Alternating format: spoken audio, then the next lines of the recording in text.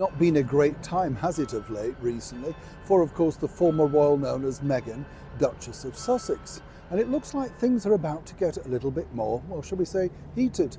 As ever, let me explain. Morning, good to see you. Thank you so much as ever for taking the time out to join me. Yes, the bells. You see, the minute you start filming, right, you get towering motorbikes, bells, but at least you know it's live, yeah?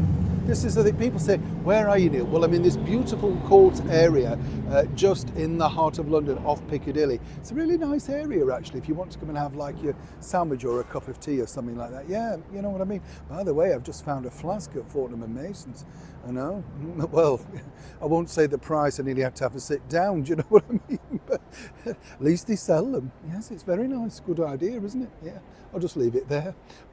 Back as ever to your royal story of the day. Now, what I find interesting for me about this is, I think it really all started back, if you think about it, way back now, when she decided to write on those bananas. Do you remember? Prince Harry's eyes almost popped out of his head because he couldn't quite believe it, and they were visiting some sort of, rescue centre or something like that. And suddenly Meghan, I'm going to write on the bananas and put a personal message. Everybody thought she was a crackpot then. I mean, you think, what difference does that make? It was all about giving free lunches, highlighting it, but suddenly, once again, Meghan made it all about herself. And then, she went through a catalogue of those sort of things, but really kind of hit upon it literally when she decided then to host that ill-fated 40 times 40. Do you remember that? The 40 times 40 thing was allegedly her 40th birthday, and there she was going to be hosting things and inspiring other women and people to come forward to give you a better focus on life, a bit of time. The sentiment was right, I think, but really the idea was never really executed. Nobody followed it through. Nobody really sent it around the world of social media. This was, of course, the same time as social media that Harry and Meghan basically said was terrible and not good for you and nobody should be on it, the sort of thing. Contradictory in terms. But as we now all know, recently the former editor of Vanity Fair, Tina Brown, has come out and basically said, and cleaning this up, that Meghan's ideas are all badly thought out, rubbish, and badly executed. In fact, incredibly cruel, some people might say. But as I pointed out as well, in the world of show business, there are two sides to everything. Tina has something to plug, and of course making sure you attack somebody, particularly knowing you're going to get headlines, is a savvy move by her.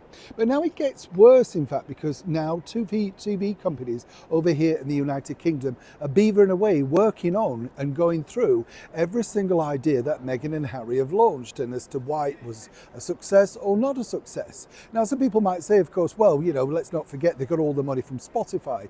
Yes, and then the boss came out and said they were grifters. They got the money from Netflix. Well, not all of it, as I pointed out. But then the boss was ridiculed at a showbiz award ceremony. People laughing at him for his bad judgment for giving so much money for getting so little in return.